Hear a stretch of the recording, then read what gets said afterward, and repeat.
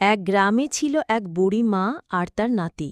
তাদের জঙ্গলে কাঠ কেটে সংসার চলত। একদিন হলো কি, দাদু ভাই, জঙ্গলে গিয়ে কিছু কাঠ কেটে নিয়ে আয়। আজকে যে একটাও কাঠ নেই, আমি বাজারে বিক্রি করতে যাব। তার দিদার কথা শুনে রনি কাঠ কাটতে জঙ্গলে যাই। রনি শুকনো কাঠ খুঁজতে খুঁজতে গভীর জঙ্গলে চলে আসে। তখনই একটি ভয়ানক শব্দ শুনতে পাই। রনি একটু এগিয়ে দেখে এক বিরাট গুহার দরজার সামনে দাঁড়িয়ে আছে। রনি দেখতে পায় এক ভালুকের মতো কি যেন তার দিকে আসে। মানুষের ছেলে, কে তুই?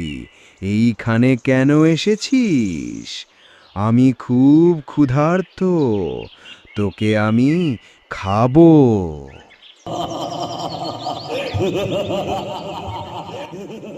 রনি সাহস করে উত্তর দিল, আমাকে খেও না, আমি তোমার জন্য অনেক খাবার এনে দেব। রনি সেখান থেকে বাড়ি ফিরে আসে, তার দিদাকে সব কথা বলে। বুড়িমা বুদ্ধি করে এক বড় হাঁড়ির ভেতর গরম খিচুড়ি বানালেন, তার মধ্যে অনেক মরিচ দিলেন। সেই খিচুড়ি নিয়ে রাক্ষসের কাছে গেল। রাক্ষস রনির কাছ থেকে খিচুড়ি খেল, কিন্তু মরিচে তার মুখ জ্বলে উঠল। সে চিৎকার করে সেখান থেকে পালিয়ে গেল।